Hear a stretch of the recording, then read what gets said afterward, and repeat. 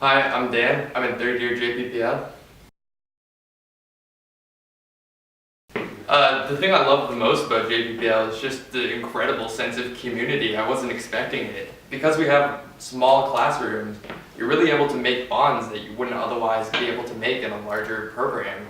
And so I'll be struggling with something in school and I can message a group chat of pretty much everyone in the program and immediately get a bunch of different answers and perspectives to something I'm struggling with, and that's incredible. And, the professors know you by name, it's so personalized, it's just such an amazing feeling that I'm so gracious for. Talked about my passion for politics and that I was really interested in being a lawyer one day and that I wanted to be in a program that prepared me for law school, and I definitely got what I wanted out of it. Sorry, caught me off guard. JPPL is difficult, but you definitely get the tools you need to overcome that difficulty, and if it wasn't difficult, it wouldn't be worth it. It would have to be history of political philosophy with Dr. Gillette. It just made me realize how we got to the political atmosphere that we see today. It made me realize that when somebody has an argument, there's a list of preferences behind that argument that explains how they got there, and it gives you the tools that you need to be able to debate with them well and effectively and know what you're talking about. The hardest course I've ever taken would have to be philosophy of science. The readings for that course are really dense and they're hard to understand, and when I first got into it I was nervous that I just wasn't smart enough for this course. Then I spoke to my professor, Dr. Sigma, and all the friends I had in that course, and they really helped explain the material to me in a way that I could grasp, and it helped me overcome my insecurity about the course. Still incredibly difficult, but definitely worth putting in the effort. I'm gonna have to go with Pulp Fiction, man. Instant classic. Definitely.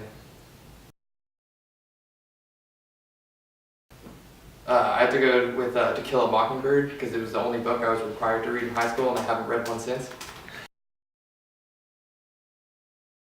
I really like music. I love playing piano and pretending like I can sing, and it's a great way to relieve the stress.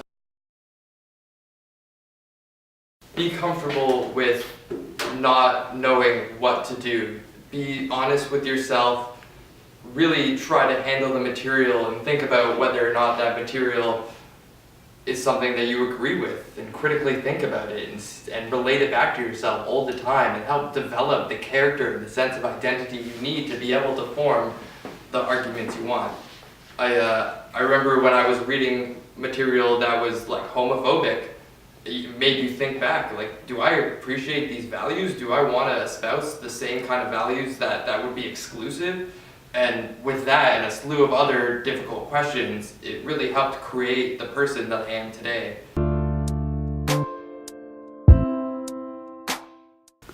My name is Pearl Bakhtiari and I'm a third year Justice, Political Philosophy and Law student. I have to say that because our program is so small, I really love the community feel that it has to it. You get to know everybody in your classes and you make those connections, and it really comes in handy when you're working on assignments together. I think if I remember clearly, I spoke about my passions about the nature of the program and what I am interested in and what I hope to get out of the program. It's definitely a challenge, but I think that if you are passionate about what you're studying, you should be ready to tackle those challenges and you'll have fun along the way. I've really enjoyed history of human rights and bioethics. Probably Philosophy 2 SO3, which was political theory. It was a lot of content, but it's interesting. I would have to say either Lion King or Forrest Gump. And probably because both of those movies are movies that I watched growing up over and over again, and they've just stuck with me through my childhood, and they both have very important messages.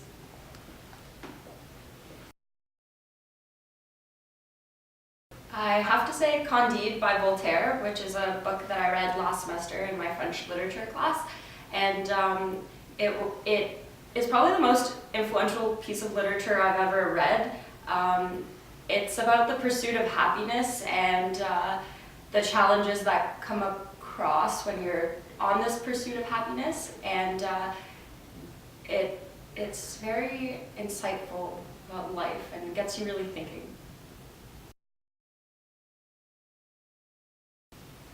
I am very passionate about stopping global climate change. It's a very big problem that we're facing today. I would say it's probably the biggest problem that we're facing today, and I would like to take my career in a place where I would be able to tackle that as well. And yeah.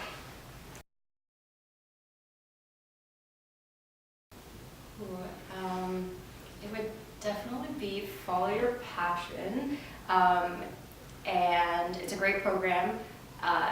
It's very philosophy heavy, so get ready to tackle that and come in with an open mind and get ready for some abstract thinking.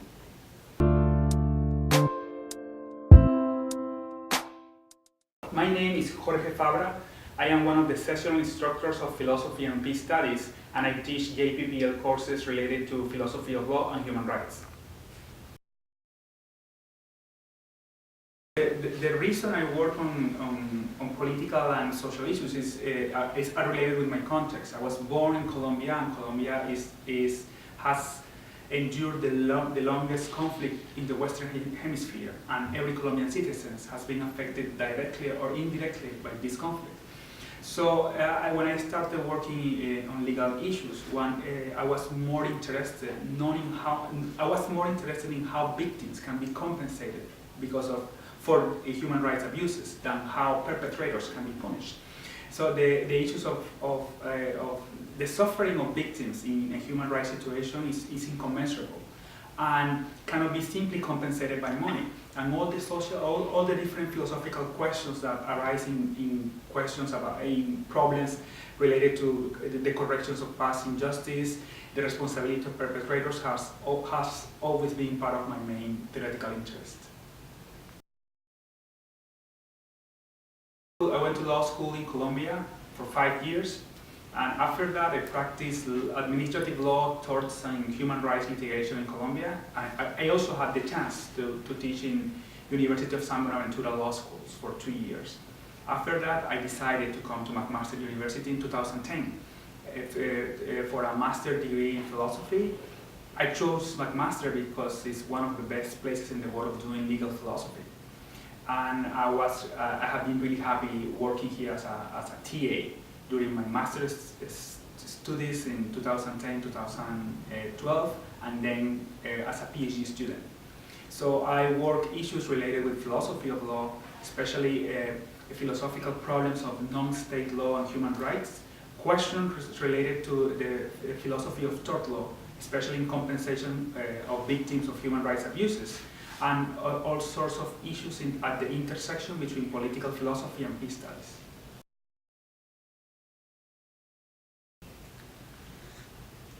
That is actually a tough question, because this is like choosing one of your children. I like my different courses for different reasons. My third-year course on philosophy of law offered the opportunities for a more insightful philosophical discussion.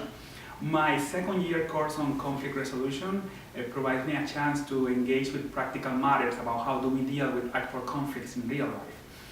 But my courses on human rights give me the opportunity to engage with international legal materials and apply them to a number of practical issues in different parts of the world related to a number of topics, including refugees, in the rise of women, equality, poverty, and other forms of social injustice. For those students who are thinking major in JPPL, I have 3 pieces of advice. The first one is that they need to have a clear sense of purpose about why they are doing this. The second one is that I strongly encourage them to take 2 courses, Philosophy 103, Philosophy of Law and Morality, and Peace Studies 103, which these 2 courses give them an overview about the kind of issues they were going to work in JPPL. And finally, I also strongly encourage them to talk to their instructors about their plans, and we are happy to talk to you about JPPL and our expectations and the objectives of this program. So that's a really interesting question, and I am not an expert on dog fashion, but I really think that pants have to be used below your waist. So I'm going to say that you have 1 pair of pants. That should be the right answer to that question.